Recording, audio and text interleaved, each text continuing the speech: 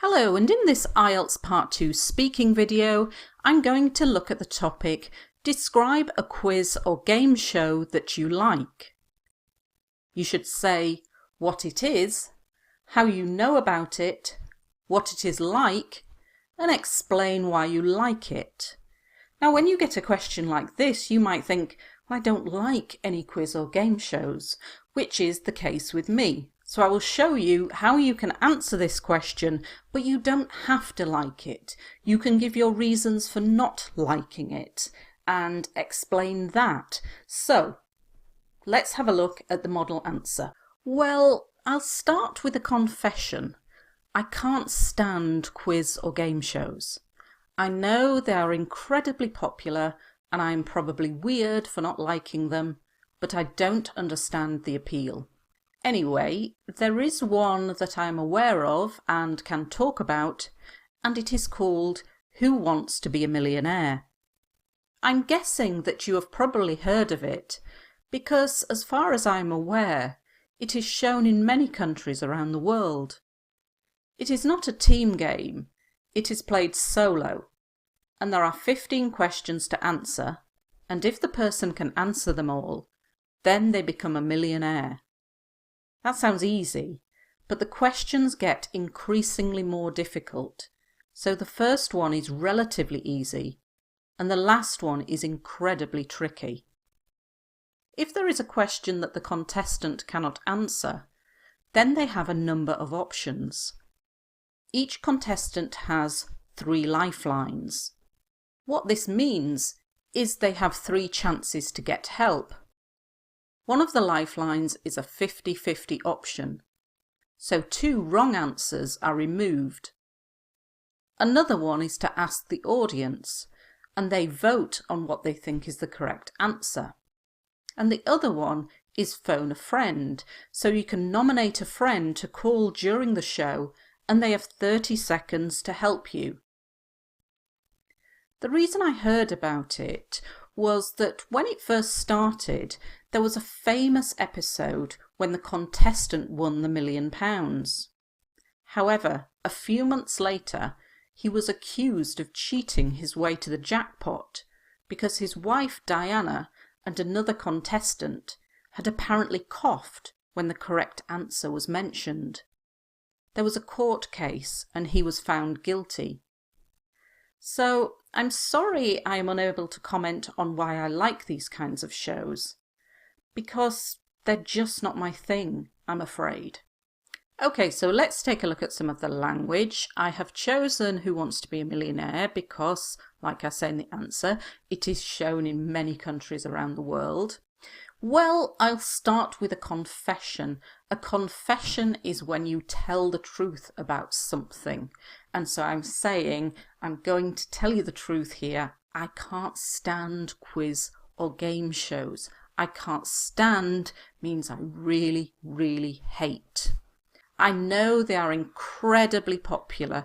Try to avoid using very or really, so incredibly popular. And I am probably weird. Weird means strange. I don't understand the appeal. This means I don't understand why people like them. The appeal is what attracts people to them. Anyway, so I'm going now to start talking about the topic, and anyway is a useful word to kind of bring you back to the topic. There is one I am aware of. To be aware of something means to know about. I'm guessing this is a useful little filler phrase that you can put in. I'm guessing. So instead of saying I think, as far as I'm aware, this means as far as I know. It is shown, it is played. These are useful present simple passive phrases for you to use for this answer. It's not a team game. It's played solo. This means by yourself.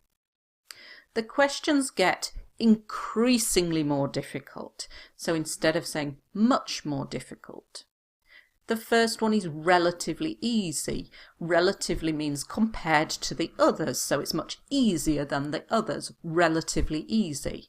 But the last one is incredibly tricky, extremely tricky. The contestant, a person on a quiz or game show, is called the contestant. And each contestant has 3 lifelines. This is like 3 chances if they are struggling to answer a question. A 50-50 option, so this is a 50-50 choice, so they remove the 2 answers that are wrong, and so then you're left with a 50-50 option. One of them is right, one of them is wrong. The audience are the people who are watching the TV program in the TV studio, and they vote, so they choose on an electronic keypad which they think is the correct answer. And you can phone a friend that you nominate. That means that you choose, that you write down, that you tell the TV show about before the program starts. He was accused of cheating, so people said he had not played fairly. Somebody in the audience had apparently coughed. To cough is apparently we use when we don't know something for certain, but we are thinking it might be true. The jackpot is the total amount of money that you can win on a game show. He was found guilty, so the court said, yes, the person coughed when the right answer was mentioned, was said. I'm unable to comment on, so because I can't say why I like it, because I don't like it, and remember, you don't have to like everything that IELTS thinks you might like. I never watch quiz and game shows, so I'm not going to lie and say, oh, I love them because of this, because then I will start to use very weak language because I don't actually have a reason for liking them. So be honest. You're not going to get a lower mark just because you're honest and say, I can't stand them. It's about the vocabulary you use. So I'm unable to comment on, I'm unable to say. They're just not my thing. This is very informal language. If something's not your thing, it means you don't like it. I'm afraid. And when you want to say you're sorry about something, this is kind of a nice polite way of doing it. I'm afraid they're just not my thing, or they're just not my thing, I'm afraid. So you could use this in lots of other topics if it's asking you about your favourite thing, and if it's not your thing, then be honest about it. It's not my thing, I'm afraid. So let's take a look at a part 3 question connected to this topic. I'm only going to look at one question for this. Why do some people like to watch TV on their computers? There are a number of reasons for this.